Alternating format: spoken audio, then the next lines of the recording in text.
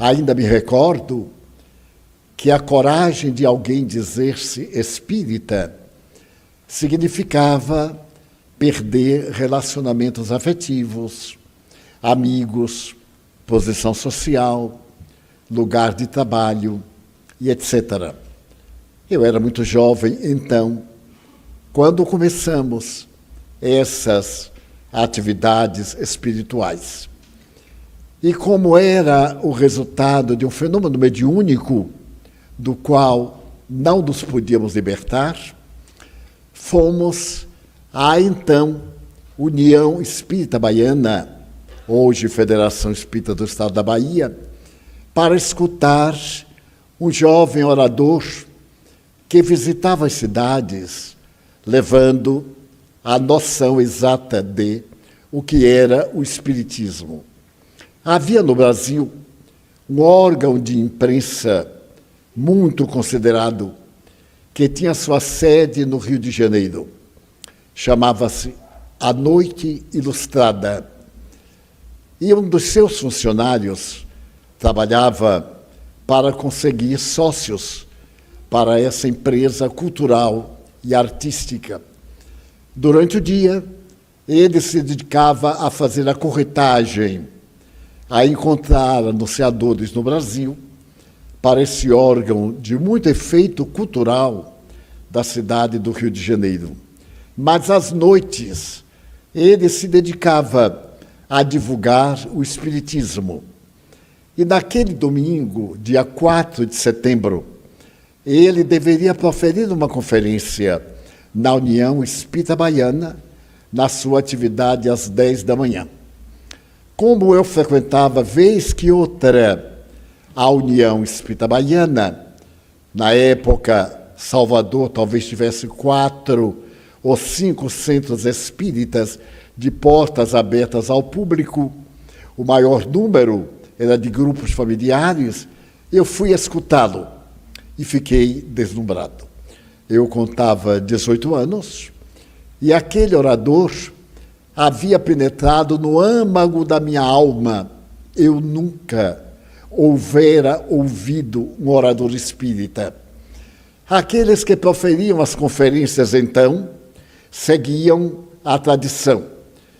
Antes da palestra, pegava-lhe um calhamaço de papel e lia de uma forma monótona, desagradável, que a maioria cochilava durante 1 hora, inclusive eu.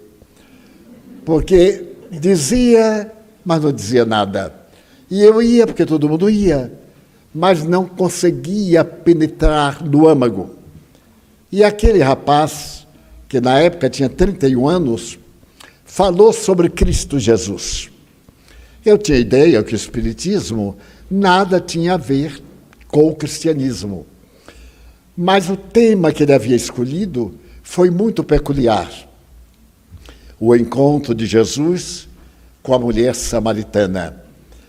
É aquela parte em que ele estava sentado no poço de Jacó, na Samaria, região entre a Galileia e a Judeia, Samaria odiada por todos os demais judeus, porque a Samaria era considerada uma raça impura, desde quando os assírios, conquistando Jerusalém, saíram da capital e avançaram tanto para o norte, a Galileia, como para o sul, a fim de alcançarem o mar. E tiveram um grande rechaço em Jerusalém. Então, eles recuaram a essa região neutra. E aí, tiveram batalhas, conquistaram a região dos samaritanos e, naturalmente, levaram as pessoas saudáveis para a Babilônia. E aqueles que ficaram tiveram de sofrer o efeito da miscigenação racial. E os judeus não perdoavam aqueles que houvessem traído a raça e naturalmente conspurcado o próprio sangue. Então os judeus isolaram os samaritanos. Por isso que, nas referências do Evangelho sobre os samaritanos, eles são sempre vistos como segunda classe do povo. E essa divergência era tão grave que os judeus proibiram aos samaritanos de visitar o templo de Salomão. O templo de Salomão ficava no coração de Jerusalém, em uma montanha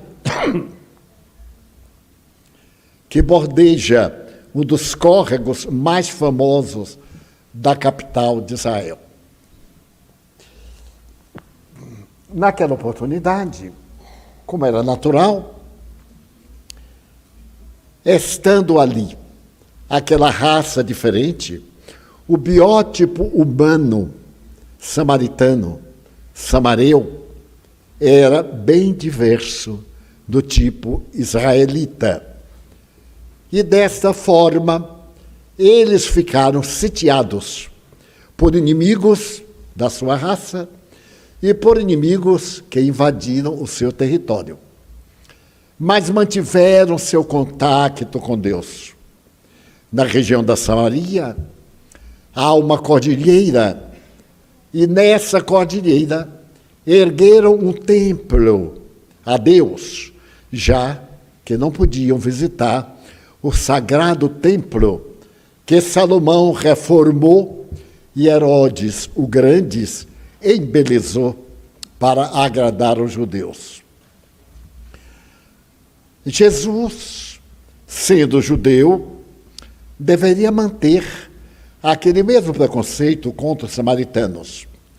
Mas ele viera para unir o que estava separado, para oferecer uma receita de paz à humanidade. Não veio pregar uma religião a mais, veio dizer que sim, Deus é único. Ideia que os judeus foram o único povo a declarar publicamente o monoteísmo. Israel era, portanto, um país semelhante a um oásis. No deserto politeísta havia um oásis monoteísta, ou uma ilha de politeísmo, em que Deus único e soberano governava homens e nações. E toda vez que Jesus se referia aos samaritanos, os judeus reprochavam-no. E ele disse, mas eu venho não somente para estas ovelhas, eu tenho outras ovelhas que não são deste rebanho. Isto é, ele veio para todas as criaturas. Não somente aquelas que tinham crença, como que não tinha crença. O seu objetivo não era criar uma doutrina religiosa a mais. Era educar, promover a dignidade do ser humano. Era fazer que, ao invés de mendigos, houvesse assalariados. É um dos objetivos mais elevados do socialismo internacional. Não termos dependentes, fazermos pessoas independentes. Ao invés de manter a miséria, libertar da miséria através do trabalho digno.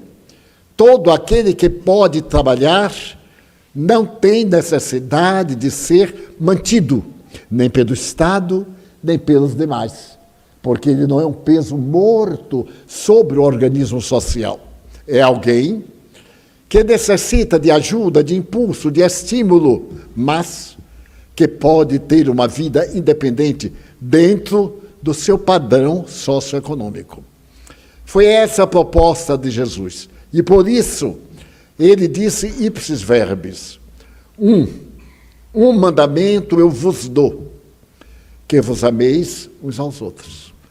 Então, diante dessa proposta que ultrapassa os 10 mandamentos, amar a Deus sobre todas as coisas e ao próximo como a si mesmo, ele estabeleceu essa religação da criatura com a divindade através do amor que deve viger entre nós, criaturas humanas. Era essa a proposta de Jesus. E ele sentou-se ali ao poço, que era o único, ainda existe, e que havia sido feito por um pai da raça, quando veio uma mulher em busca de água. E o diálogo que se trata é muito bela, porque a mulher se choca ao ver no seu território um judeu. E mais ainda quando ele lhe pede de beber. Mulher, dá-me de beber.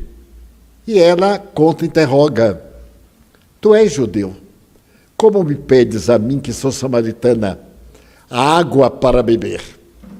Ele sorri e lhe diz mais: tu tens uma água que logo mais voltas a buscar. Eu, porém, tenho uma água que, ao dar-te, saciarei tua sede por todo sempre. Então, dá-me, Senhor. Mas tu não tens o balde, a corda para tirar. Qual é a água que tu tens?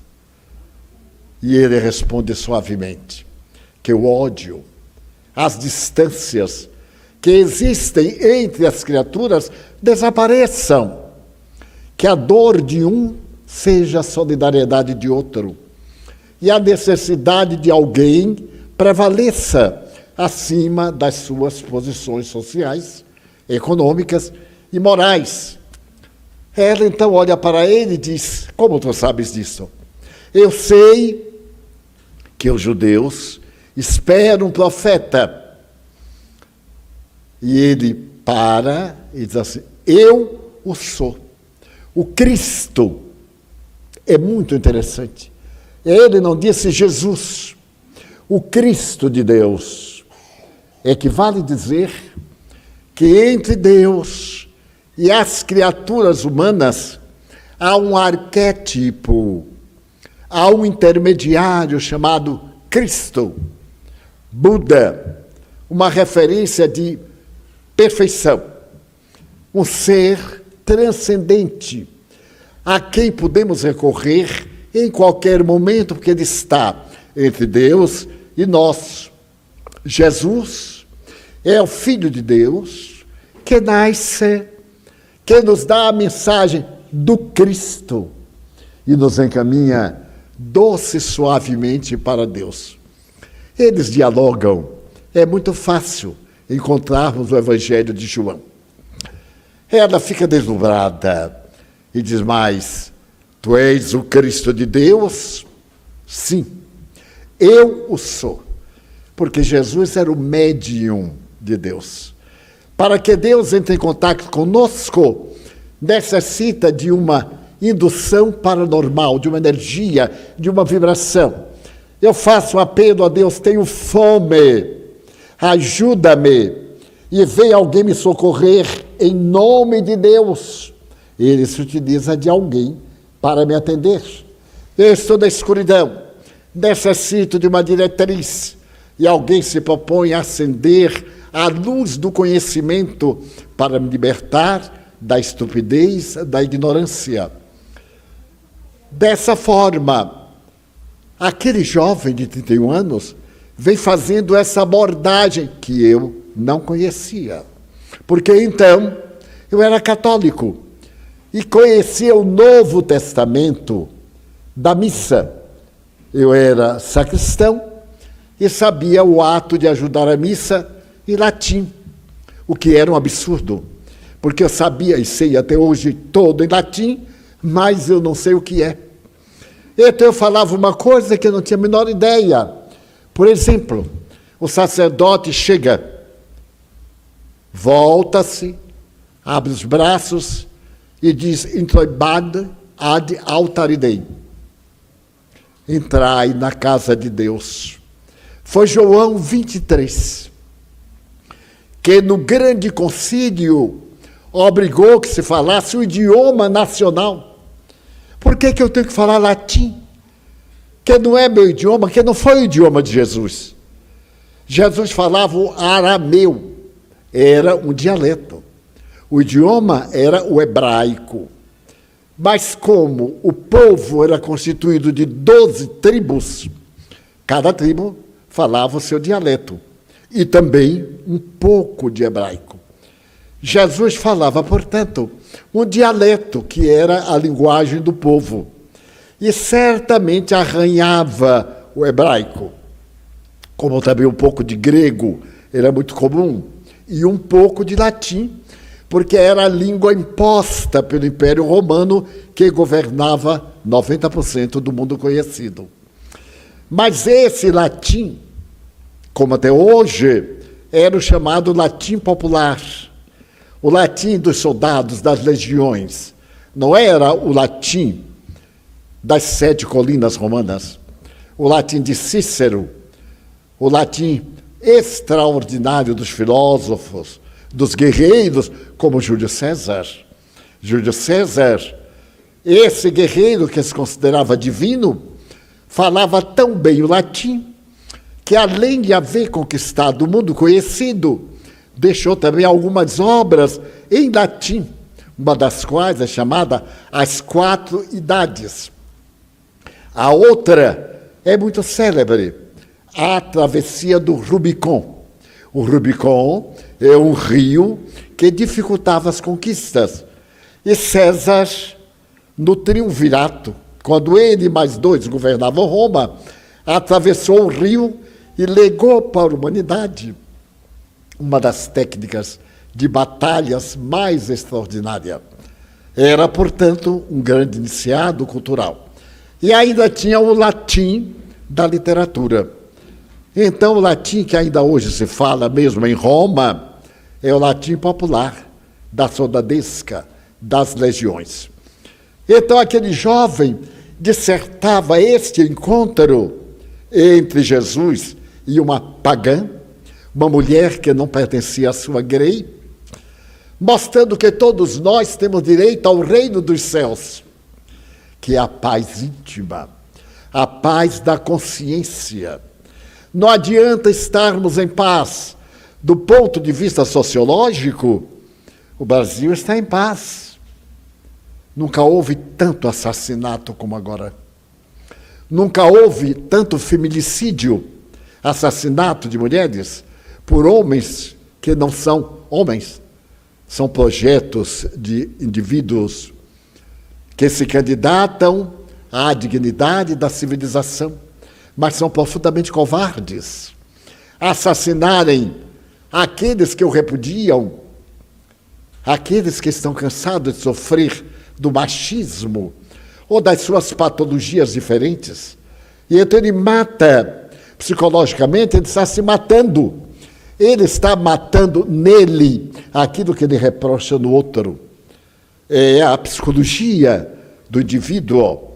Quando vemos no Brasil o alto índice de homossexuais assassinados ou bissexuais odiados, até alguns de nós aplaudimos, porque nós temos o problema e ocultamos o problema. Então nós matamos no outro aquilo que detestamos em nós. Daí a vulgaridade diz sair do armário. Está trancado, está escondido, está fingindo não ter conflito, mas é uma pessoa confliteada. E quem de nós não o é, em determinados ângulos da existência? Jesus quebra todo o preconceito. A mulher foi presa porque adulterou, e daí? Mas o homem também adultera. E ele dá uma das lições mais belas que eu conheço, no pouco de filosofia que li. Quem entre vós estiver isento de culpa, apedreja. Para eu poder punir o agressor, eu tenho que não possuir a sua agressividade, porque senão sou hipócrita. Eu venho aqui, predico, falo sobre isso, e em casa eu sou outra pessoa. Eu sou um atormentado, uma pessoa de ego esfacelado. E a proposta de Jesus é um self generoso. Eu tolero a pessoa que comete um erro grave, porque também eu o cometo, mas não por isso.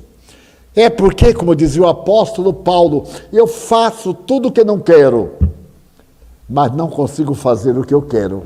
Que coragem ele teve de dizer isso, porque já olhávamos Paulo como não tendo problema, como não tendo necessidade de se alimentar, porque nós somos muito apegados ao mito. Porque eu sou espírita, porque eu sou médium, pessoas me perguntam, você come carne? Eu digo, como? Eu digo, não tendo legumes, eu como até tábua. A questão é sobreviver. Mas comer carne, eu digo, qual é o problema? O problema é digestivo, não é moral. Hitler era vegetariano. E uma gracinha de caráter. Stalin era vegetariano. E, no entanto, um dos seus decretos matou 3 milhões de pessoas à fome. Então, disse Jesus, não é o que entra pela boca que macula o coração. Notem que sabedoria, é o que sai da boca. Daí a gente deve fazer isso. Mesmo que alguém seja, você é feio, a gente ri, diz assim, ele é pior do que eu. E fica rindo. Não vai se importar com uma palavra boba desta. Mas você não é como eu pensava. Claro que eu não sou como outro pensa. Eu sou como sou. Se alguém me quer bem, aceite-me como sou. E não como gostaria que eu fosse. Porque é muito bom nós traçarmos dieta para os outros comerem. Olha, não pode comer isso, não pode comer aquilo. Eu tenho 95. Até tábua mofada eu já comi. Quando eu era criança, eu tinha asma. Até os 14 anos eu tinha asma. E meus pais, minha família, cuidou de tudo. Desde as superstições mais estranhas. Depois que minha mãe acabou tudo que era superstição que havia em Feira de Santana, alguém receitou que havia um produto eficaz. Tratava-se de pena de asa de urubu torrada. Então, a minha família era muito grande, nós éramos 13. Meus irmãos eram muito inteligentes. E 2 mais velhos foram para o matadouro dar pedrada e urubu. Até caírem penas. Caíram penas, levaram para casa. Mas o doente não podia saber, senão não valia. E minha mãe, carinhosamente, preparou aquele pó mágico e me deu em chá. Aqui está, portanto, alguém que sobrevive graças à asa de urubu. Com asma. Até hoje eu tenho esse efeito. Tenho problemas respiratórios, tenho problemas pulmonares, de reencarnação na qual eu me suicidei. Não tem nada a ver com essas fantasias. Em determinado período, no dia 4 de abril de 1792, em Paris, olha que chique, suicidar-se em Paris. Agora imagine de quem morreu. Morreu atropelado no Pau da Lima. Não é a mesma coisa. Então eu atirei-me ao Sena. E ele não sabia nadar, ainda havia muito frio, e eu teria desencarnado.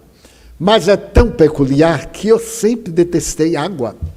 Eu nunca tomei um banho de mar de mesmo, morando na praia, como nós morávamos na Cidade Baixa. O nosso quintal era a praia. Eu nunca entrei no mar até o joelho. Se eu fosse entrando, eu morria afogado se o joelho fosse coberto. Graças a uma herança psicológica.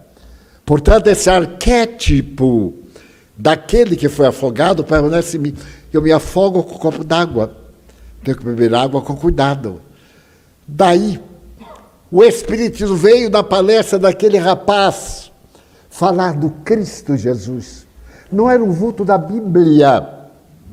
Era um filósofo ensinando a ter uma vida saudável. Que culpa tinha alguém de haver nascido em Samaria para ser odiado, como hoje o judeu, o polonês, o chinês, o japonês e etc. Dos nossos preconceitos. Vem o filósofo e diz: todas as raças são apenas efeitos de natureza hereditária ou mesológica. Mas o que importa não é o corpo, é a essência que está dentro dela. E é quando ele terminou a conferência, eu estava absolutamente de acordo. Porque as vozes que me falavam me diziam essas coisas. Mas como eu era muito católico, entrava em choque entre o que eu ouvia e aquilo que eu praticava. Eu dizia ao meu sacerdote, aliás, um homem extraordinário, sábio, generoso. Ele me achava um pouquinho avariado, mas tinha muita paciência. Quando as pessoas receberam a hóstia, eu a via adornada de luzes em uns. Em outros, não via nada. Era a unção de cada um diante desse símbolo da Igreja Romana. Ao terminar, eu fui falar com o cavalheiro. Ele sorriu e me disse, exatamente assim, mas você ouviu tudo que eu falei? Eu digo, sim. Mas o que me chamou a atenção não foi exatamente o que você falou. Foi um personagem que eu vi com tais características e que muitas vezes confundia-me se era você que falava ou se era ele. Ele teve um choque e perguntou se poderia descrever com a maior naturalidade. Descrevi e ele disse, olha, Divaldo, é meu guia espiritual.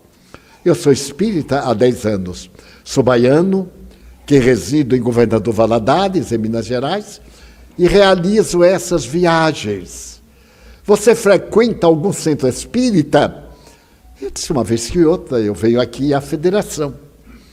E a esse rapaz eu devo, praticamente, a misericórdia de Deus para comigo. Porque ele pôs a mão no meu ombro e disse, mas você é tão jovem.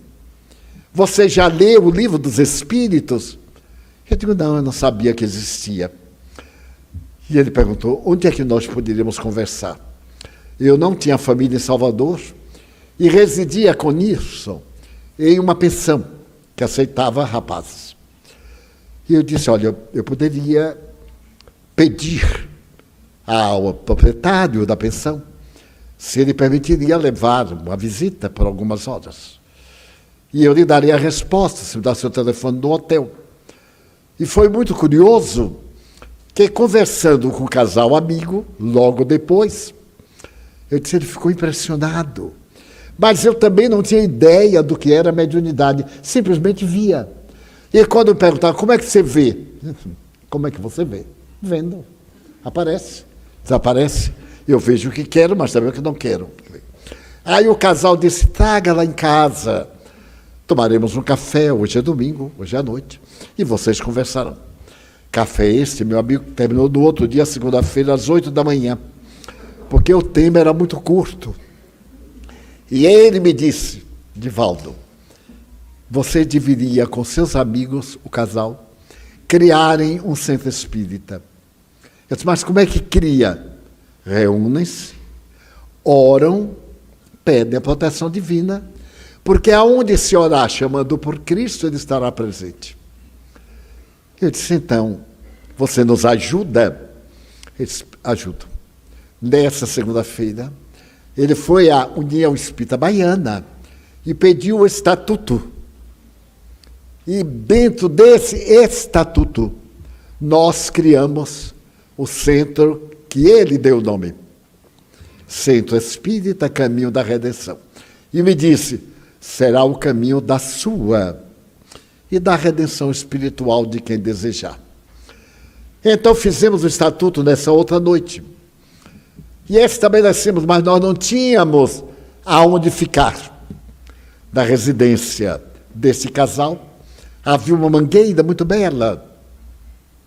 E no dia 7 de setembro, às 10 horas da manhã, aquelas pessoas que nos conheciam, nós convidamos e criamos o Centro Espírita Caminho da Redenção, que fará 75 anos no próximo dia 7 de setembro. Mas logo depois, fomos ler. Eu li o Livro dos Espíritos uma vez, li 2, li 10, leio até hoje. Os Espíritos nos foram orientando e nos disseram: temos que ajudar-nos uns aos outros. A caridade é essencial em nossas vidas e deveremos dedicar-nos com maior afã. Fomos entendendo o que é o Espiritismo. É uma ciência filosófica de consequências religiosas e éticas. E tínhamos necessidade de melhorar a nossa vida, porque nós somos o que fizemos ontem pela reencarnação. Estamos hoje recuperando-nos. A esse homem, José da Costa Freitas, nós devemos a instituição que hoje somos. Porque logo no domingo seguinte, nós fomos ao bairro do Uruguai, quando era o depósito de lixo da cidade, e onde crianças morriam afogadas na lama daquela região, e distribuímos balas com crianças que encontramos nas ruas. Esse gesto e outros deram nascimento à Mansão do Caminho, ao lar de crianças socialmente órfãs, sem pais pela morte e sem pais pelo abandono. A nossa primeira criança foi encontrada numa lata de lixo junto à porta da nossa casa, um edifício de 3 pisos que nós adquirimos na Rua Barão de Cotegipe, número 124. E daí para cá, nós passamos a nos dedicar a educar órfãos, inicialmente como orfanato, era a ideia da época. Mais tarde, os Espíritos sugeriram que nós iniciássemos na América Latina os chamados lares substitutos, ao invés de orfanato, que marca o lar para aqueles que não tinham lar. Mais tarde, uma instituição aberta.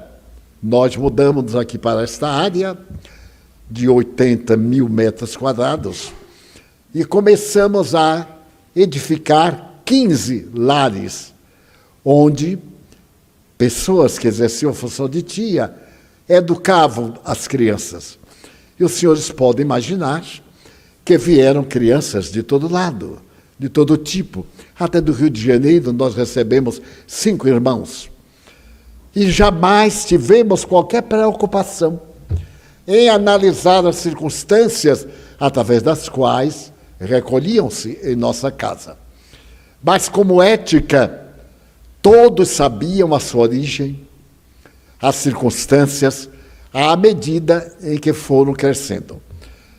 Eu registrei 3 como filhos, Nilson também 3, porque foram os casos mais dolorosos, e nós criamos uma história, uma família, para localizá-los na vida, não serem o órfão, aquele apiedado, esse ser marginal, não, cidadão. Então nós temos cidadãos, desde servidores domésticos a universitários, que saíram das nossas mãos aqui ao Pau da Lima. Mas de imediato lembramos daqueles que estavam no rol da miséria e criamos um grupo de pessoas para atender esfaimados. Hoje nós temos 500 famílias classificadas com o objetivo de promoção. Mas que promoção? Nós podemos dar a uma anciã de 80 anos que cuida de netos que as filhas e os filhos jogaram dentro de casa e fugiram. Então, nós temos dessas famílias mais de 10 mil que passaram pela caravana Alta de Souza. Mas o número de pessoas necessitadas aqui era tão grande que nós convidamos um amigo do Exército, que eu acreditava ser médico, para nos ajudar atendendo pessoas necessitadas. E criamos o nosso ambulatório, que já atendeu muito mais de 500 mil famílias, pessoas, nesse período.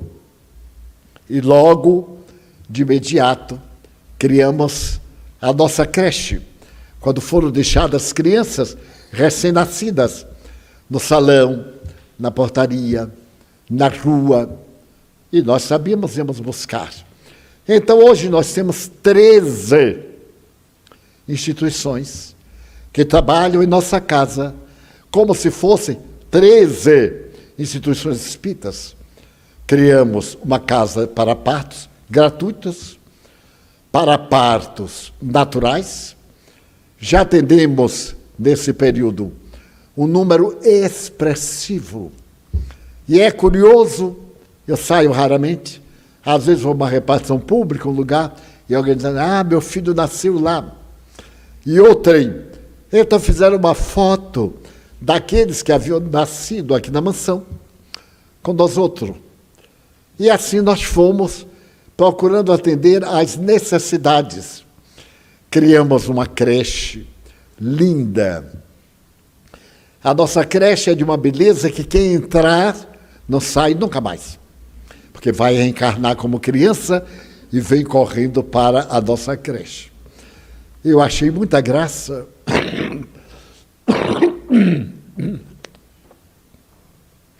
Quando o Fantástico esteve aqui conosco, e o repórter materialista, ele chegou a me dizer, olha, nós não somos espíritas, não acreditamos no espiritismo. E eu disse, perfeitamente, qual é o problema? Você vai fazer uma reportagem contra, então você não é um homem digno. E eu espero que a empresa que ele mandou tenha o mínimo de dignidade de fazer uma reportagem, fazer uma entrevista. Uma coisa é o que o senhor dirá, e outra é o que nós vamos dizer.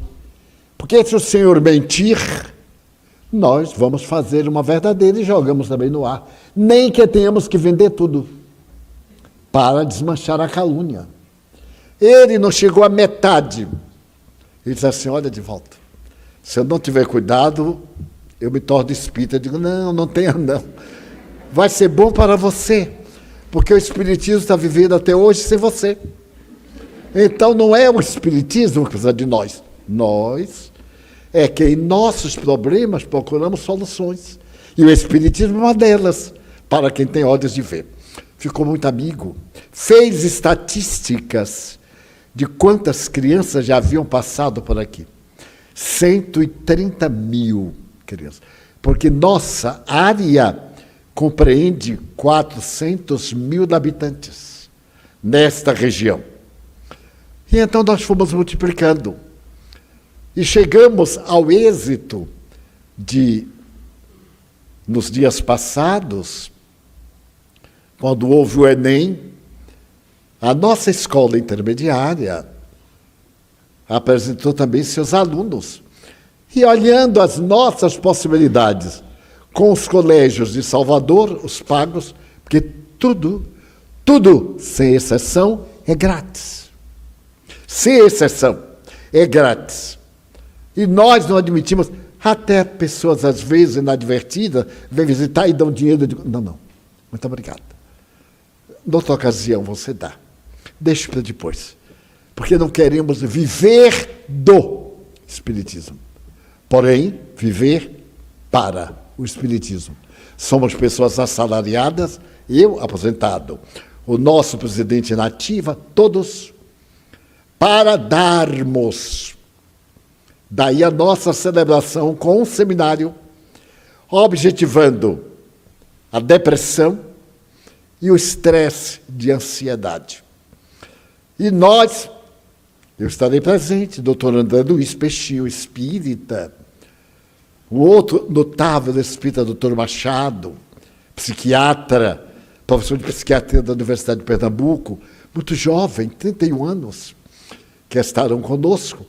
A minha parte vai ser uma viagem terapêutica, ao invés de falar de teoria que a gente já não aguenta mais, fazer uma experiência transcendental, uma viagem na busca das nossas origens. A terapia do autodescobrimento, a terapia que está em moda. Quem você é?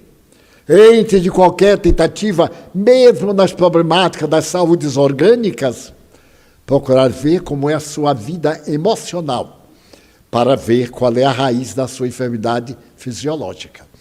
Então, no dia 7, nós estaremos esforçando-nos. E antes de vir, enquanto assinava, lembrava dessa terapêutica extraordinária. Nós vamos ter um encontro com o nosso guia espiritual, tete a tete. E ele que não venha, porque nós vamos buscá-lo. E ele terá que vir, ele já mandou um telegrama, eu ainda sou do tempo do telegrama, dizendo, se tu estiver bem, que ele veio. Eu digo, não, manda um WhatsApp, dizendo que você já está a caminho. Aí é mais elegante. Daí esse nosso empenho de convidar os interessados. Ele contribuirá com R$85, que nós estamos divulgando através de uma empresa pela internet, e a partir de terça-feira nós próprios estaremos distribuindo os convites. R$85, começa às 8h30 da manhã, termina às 1h30. Eu até expliquei aqui por que 1h30, porque podia terminar 1h, 12h30, mas aí a nossa cantina não venderia lanche. E o lanche está na alça de mira, porque Deus vai ajudar que todo mundo tenha muita fome. E nós estamos preparando cada lanche tão bom que logo depois do lanche Jesus está chamando cada um para o reino dos céus. Então, como nós temos muitos que virão de outros estados e de alguns países, amigos nossos, inscrevam-se, ofereçam a um amigo. Amanhã é o Dia dos Pais. E um amigo que passou por nós hoje disse, eu estou dando aos meus amigos um livro, Vida Feliz. Eu fiquei comovido, porque eu me lembrei quando lançamos este livro no Copacabana Palace, no Rio de Janeiro, há 40 anos. Joana Diana dizia, é pequeno. Ele cabe na bolsa, no bolso, na mente e no coração. E então já foram vendidos quase 300 mil. É o nosso best-seller. Então, que presente melhor do que amanhã darmos aos nossos filhos adultos o ingresso. Daí pode percorrer a internet. Quem tiver dificuldade, Thelma explica como é que faz, porque eu não entendo de nada. Toda vez que eu pego na internet, o computador dá problema. Quer dizer, problema do computador, é claro. Porque só quando eu pego é que ele atrapalha. Ele está ótimo. Eu já me sento com o ajudante. Porque na hora que eu toco, ele dá um problema. É coisa, ele detesta velho. É uma coisa impressionante. Então, todos estão convidados. Eu sei que aqui estão pessoas muito queridas do Rio Grande do Sul, Santa Catarina, do Rio, de Pernambuco, de Fortaleza. Alguns falaram comigo, outros não, mas sejam todos bem-vindos. É a casa do Senhor. E eu gostaria, então, de encerrar com uma mensagem em gratidão a José da Costa Freitas, que já desencarnou. Meus irmãos e meus amigos, é tão curioso. Eu não ia abordar esse tema, mas quando eu fui subindo a escada, ele me apareceu e fez, olá, Divaldo. Ele era tanto carioca, né? E o carioca é um pouquinho diferente, para melhor. Olá, Divaldo. Eu digo, nossa, eu vou falar sobre Costa Freitas. As sementes que ele deixou aqui na terra. Milhares de instituições.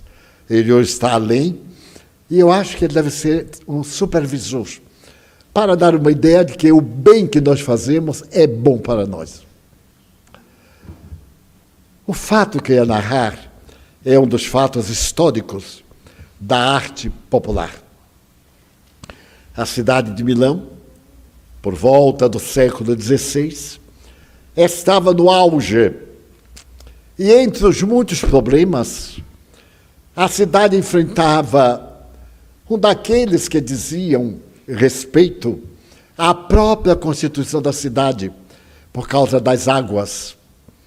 E um pensador que havia realizado obras magistrais e que estava trabalhando agora na concepção de um submarino, século XVI, e de uma aeronave,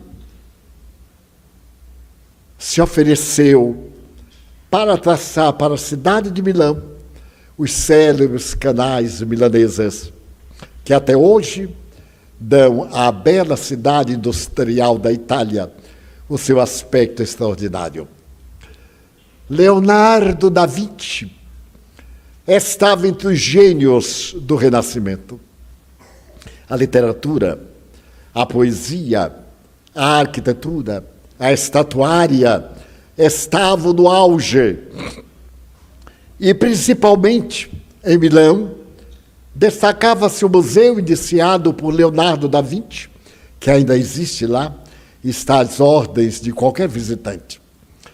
Quando uma ordem religiosa de Santa Maria della Graça contratou Leonardo para fazer um mural no salão imenso do refeitório da ordem. Este mural era a gesso, conforme o hábito da época. Se fazia o reboco da parede, uma camada de gesso, uma segunda camada a fresco. E enquanto o gelo ia secando, ou melhor, o gesso, o pintor ia deixando traço. E o gesso absorvia a tinta. Então era como se aquela camada toda ficasse pintada. E Leonardo da Vinci começou a fazer os estudos. Primeiro, como seria a disposição da mesa para ninguém ficar de costas. Genial. Sempre à mesa, exceto de príncipes, alguns ficam de costas. E ele concebeu uma mesa de uma face.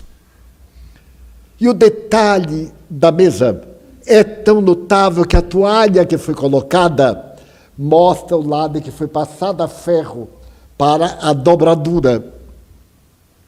No centro da mesa, já que eles eram 13, a figura de Jesus. E ele começou a pensar. O mais devotado discípulo era o mais jovem, João, evangelista. Johann, evangelista, era doce e amigo de Jesus. Daí foi chamado discípulo amado. Jesus o amou com uma dedicação tão especial que disse: este não morrerá como os demais. Todos foram assassinados, inclusive Judas, que se suicidou. Mas ele não. Ele morreu na senectude, com os 92 a 100 anos, na ilha de Patmos, para onde foi em exílio. Então ele imaginou João naquela ceia, o último jantar, aquela que precede Jesus lavando os pés dos discípulos, despedindo-se e dando-nos o legado da imortalidade. Fez cada desenho, concebendo como seria Mateus. Mateus era chefe de coletoria, era um homem culto, mas os outros eram pescadores. Um deles veio de uma cidade muito próspera da Judeia, chamada Quérios. Seu nome era Judas, Judas de Quérios, a cidade. E ele compôs, mas ele começou a imaginar como seria Jesus. Como seria o rosto deste homem que disse: não perturbeis as crianças, deixa que venham até mim. E vós outros, sede como tais, ingênuos, ignorantes do mal. Aquele mesmo Jesus que teve a oportunidade de olhar uma mulher que vendia o corpo e disse para ela: ama e faz o bem, porque todos os teus pecados ser-te-ão perdoados. O que é perdoar aqui? É não ser vistos. Por que ela vendia o corpo? Porque foi isso que eles ensinaram. Aos 13 anos em Jerusalém, venderam-na a um bordel. Ela não tinha pai, não tinha ninguém. Como podemos inculpá-la? Como um dia uma jovem meretriz me disse, é só o que eu sei fazer. Porque isso o corpo faz por atavismo. Eu aí notei a palavra particular e percebi que tinha alguma cultura. Eu disse, mas como por atavismo? Elas a gente nasce fazendo, como os animais. Ninguém me ensinou. Eu aprendi, surgiu, brotou dentro de mim. Eu digo, então, minha filha, por que você continua? Porque não sei fazer outra coisa. Mas é fácil. Eu vou lhe ensinar a costurar para você ter um meio digno de vida. Ele disse, mas eu não tenho máquina. Eu dei uma máquina. E nós fizemos um contrato com máquinas de cozer, que na época eram vendidas à prestação. E fizemos um grupo de mulheres equivocadas, dando-lhes o diploma e também a máquina vendida à prestação. E até hoje mantemos de uma forma muito discreta esse trabalho de ajudar a quem não sabe fazer outra coisa. Aprender a ter dignidade. A gente aprende a amar, aprende a odiar. Ninguém nasce amando, ninguém nasce crendo ou não crendo em Deus. São conquistas da convivência humana. E então nós ensinamos. Então Leonardo começou a procurar onde achar um homem entre 28 e 35 anos com aquele semblante de Jesus, másculo e doce, gentil e digno, suave e honrado. Como caracterizar esses hormônios da masculinidade com o biótipo que poderia falar a uma mulher equivocada, sem despertar nela a libido e dizer, ama, mas Senhor, a quem eu vou amar? As tuas irmãs, aquelas que não são amadas, aos seus filhos, aos teus filhos, meus, mas eu não tenho filhos.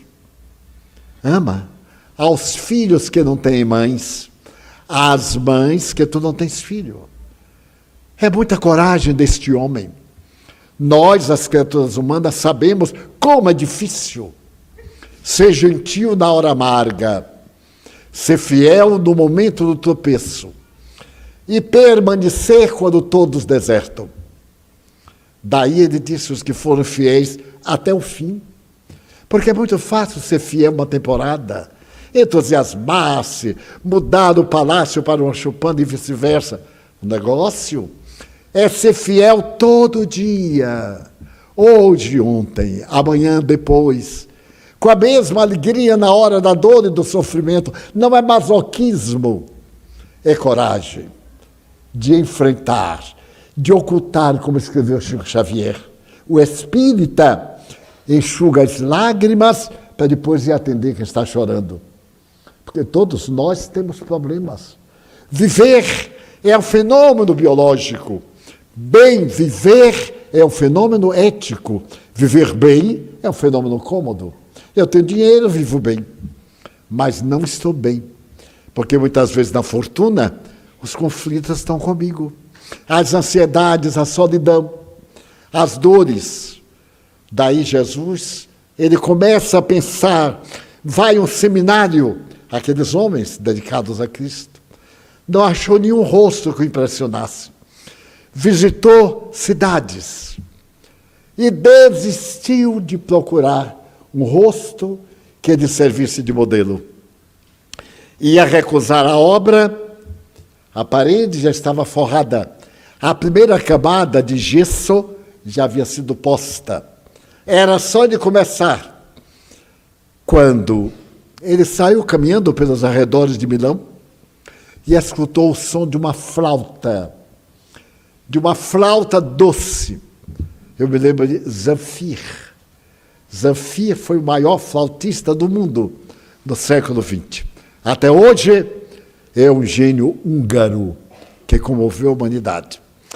Então, ele vai ao som daquela flauta leve no ar de uma manhã primaveril e vê um jovem pastor de ovelhas soprando a flauta doce.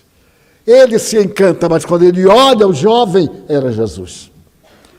Aquele rosto, o nariz judeu, um pouco prolongado, o queixo terminado voluptuosamente, o cabelo partido do meio, encaracolado à nazarena.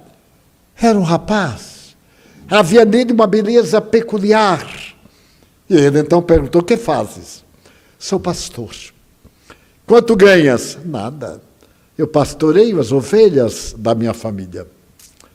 E vives à custa dos teus pais? Sim. Ainda aqui em Milano, nós dependemos das tradições. E se eu te convidar para posares no meu ateliê, eu te pagarei uma importância muito expressiva. Depende de meu pai. Então, Da Vinci foi ao pai e contratou o jovem e deu-lhe uma bolsa de veludo com várias moedas de ouro. E o rapaz foi ao gabinete dele e posou aquele rosto que está na Divina Comédia, ou na Divina Ceia. E ele ganhou uma fortuna. Mas o convento de La Gracia estava com a outra parede desnuda e teve interesse de fazer ali um outro mural. Os milaneses amam tanto este mural que é considerado uma das 7 obras melhores do mundo, incluindo a Mona Lisa, que na Segunda Guerra Mundial os milaneses trouxeram sacos de areia e colocaram de um lado e do outro da parede, até cobrirem-na por causa de algum problema aéreo. E a igreja foi bombardeada, mas a parede sobreviveu intacta. Então, o que nós vemos hoje é o que Miguel Ângelo fez. Aquela igreja da graça de Nossa Senhora desejava ter o beijo de Judas e contratou Miguel Ângelo. Miguel Ângelo aceitou o desafio. Já tinha o rosto de Cristo, que era o mais importante. Mas como seria o rosto de Judas? Devemos perguntar como seria o olhar do amigo que vende o amigo. Seja qual for a razão que se queira apresentar. Se ele queria apressar a revolução, se era uma traição, não interessa. Interessa o fato, ele vendeu. Ele foi ao sacerdote e vendeu por 30 moedas de prata. Como seria o rosto desse homem? Ele tinha que ter um conflito. Ninguém faz um ato desse e entorpece a consciência. Como seria a sua convivência? Então, o que fez ele? Foi a um cárcere em Milão.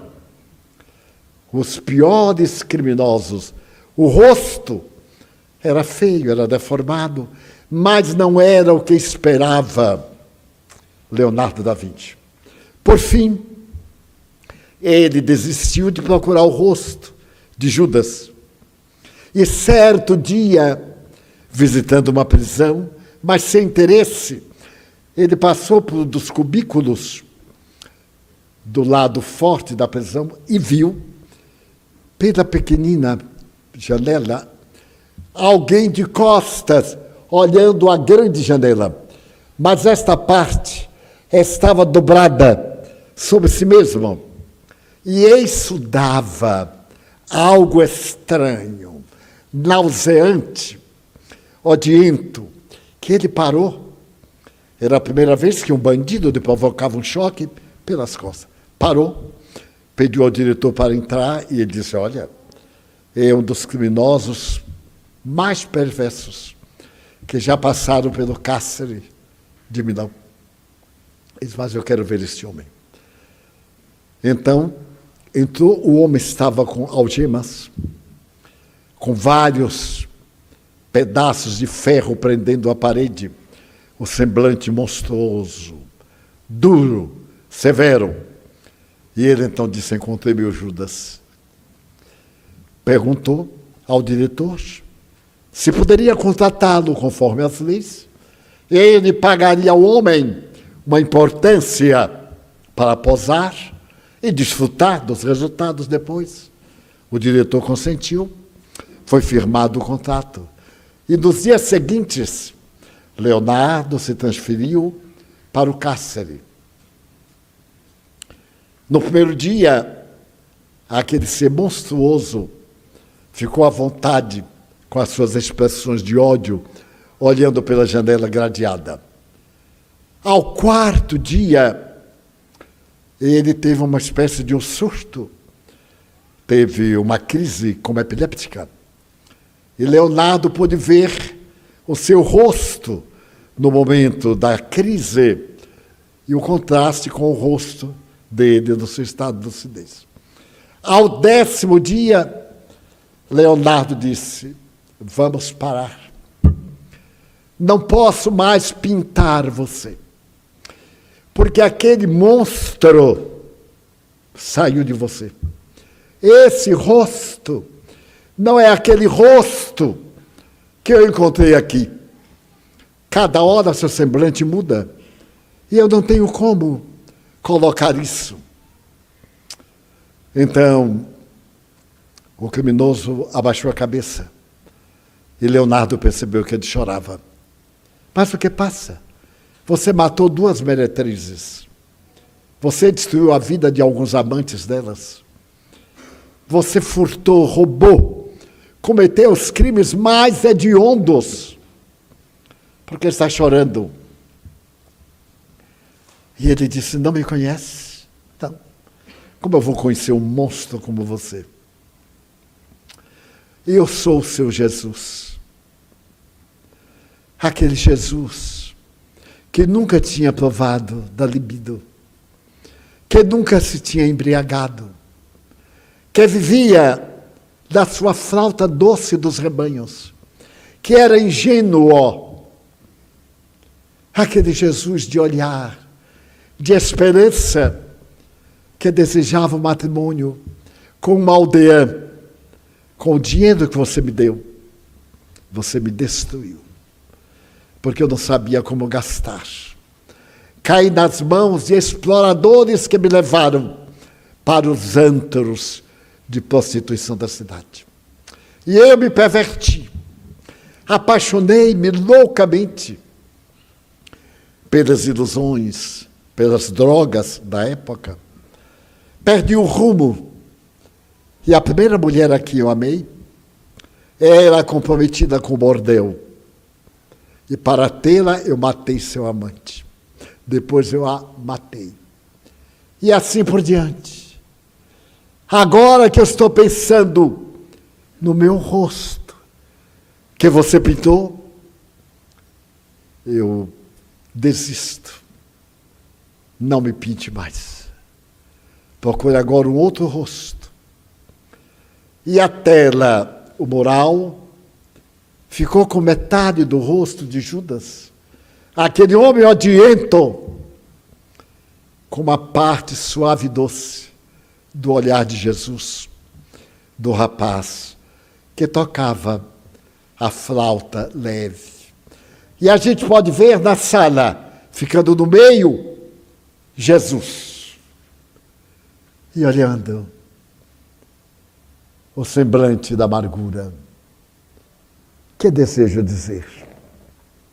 É que todos nós estamos sujeitos a galgar o máximo da montanha da vida, mas também a tombar no abismo mais profundo. Qualquer um de nós. Depende das circunstâncias. Tenhamos, pois, muito cuidado com valores. Ter é muito diferente de ser. A velha questão da filosofia. Ter ou ser? Ter, temos saúde. Bem, achamos que temos saúde. Talvez eu esteja aqui com um câncer dos mais devoradores. Mas como ainda não me atendeu, não alcançou a rede sensível dos meus nervos, eu não sinto nada. E alguém pode estar deformado com um câncer e ser um anjo de Deus, ensinando as criaturas da terra a amar. Chico Xavier era cego de uma vista que ele cuidou durante 60 anos, sem reclamar. E certo dia estava com Arigó, cuja película de sua vida será lançada ainda no próximo mês. E o Dr. Fritz, incorporado a Arigó, diz: eu opero seu olho agora e você fica bom. E o Chico disse: não, senhor, não quero. Esse olho é uma dívida kármica. Eu usei mal a minha visão e vim com ele para me purificar. Se você me cura, a dívida continua e vai aparecer numa outra doença. Como eu já estou acostumado com a minha cegueira e a minha dor, eu prefiro continuar com ele. E morreu com o olho doente. E eu vi, lá em Congonhas do Campo, quando visitei Arigó, no dia 5 de janeiro de 1961, ele atender uma pessoa que estava com uma unha encravada. Uma unha encravada, foi lá para Arigó arrancar, e ele fez. Ele fazia todo o bem, atendeu mais de 2 milhões de pessoas, de uma a uma. E desencarnou vítima de um acidente de automóvel, quando ele estava dirigindo em alta velocidade. O carro chocou-se com uma árvore e ele voltou à vida. Então nós somos autores da nossa vida. Desejo deixar como mensagem: semeiem, semeemos. Claro, eu também desejo semear, mas guardando a certeza de que, mesmo que a semente caia no solo ingrato, entre pedras, entre cardos, no meio de sarça, se uma delas, germinar, ela nos devolverá muito mais do que todas aquelas que nós atiramos ao solo. Isto é, façamos o bem. Uma boa palavra, um aperto de mão. Somente podemos avaliar quando estamos necessitando. E como eu já necessitei muito, e continuo necessitando, de amigos, de orações, de pessoas gentis, que me ajudem a carregar a própria cruz. Então eu deixo esta mensagem de sermos fiéis até o fim.